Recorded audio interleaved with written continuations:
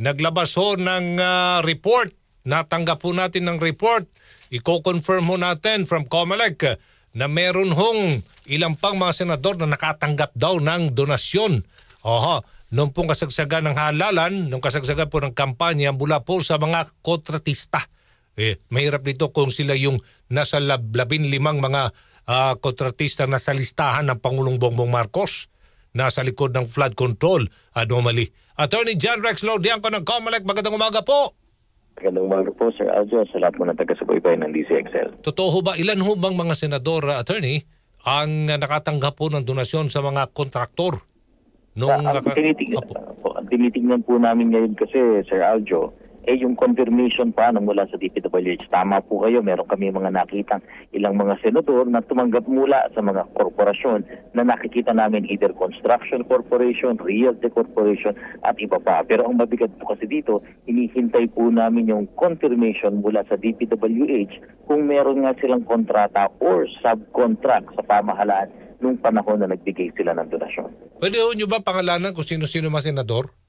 Kung maaari po ay hindi mo na po kasi magiging unfair po tayo. Paano po kung yung corporation na yan, bagamat construction, sinabi ng DPWH walang existing na kontrata. Lalabas po doon, hindi naman po sila lumalabag sa batas. Kailangan po kasi ayon sa batas may kontrata or subcontract man lamang nung panahon na nagbigay ng donasyon. Okay, so kailan ho kayo humingi na po ng confirmation from DPWH at kailan saan ilalabas po yan ng ahensya? Matagal-tagal na po, halos isang buwan na po namin naibigay. 53 na mga kumpanya po yung hiningi namin mula sa DPWH at matadagdagan pa nga po ito dahil ngayon po ay iniimbestigahan na rin yung 2025 statements. Alam na, bagamat naunawaan po namin ng DPWH, may reorganization sila, medyo marami pong kinakaharap na challenges, pero sana po matuunan din ng pansin ito dahil kailangan pong sumulong ang investigasyon sa mga nakita namin sa SOSE. Ito ho bang mga campaign donors na ito ng mga senador ay among dito po sa mga kontraktor na nakalista ho as contributors ng 2022 base statement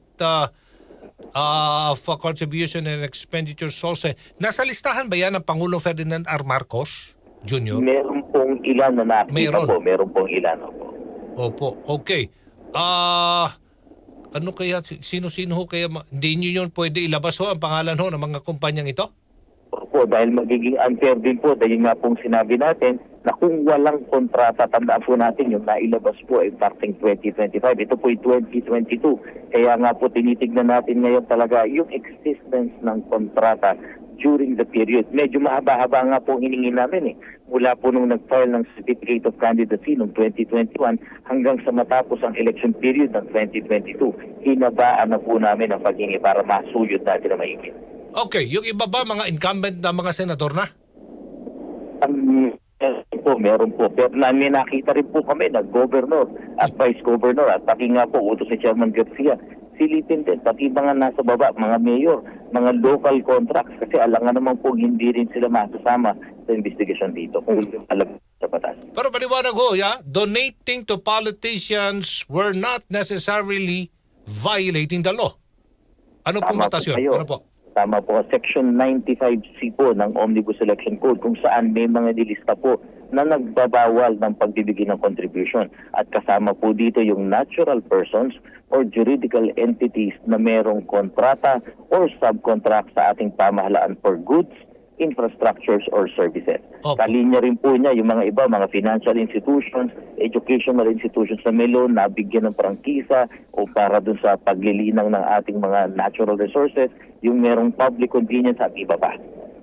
How about private contractors, realty corporation? Pwede ho ba sila dyan? Pwede po kasi basta po pwede po kung wala po silang kontrata sa pamahalaan. Ang iniiwasan po kasi dito ng Omnibus Election Code magkaroon ng either pang-impluensya o kontsabahan o kaya po yung tinatawag nating conflict of interest. Okay. May nag-text dito, kailan daw ang voters registration, Attorney Rex?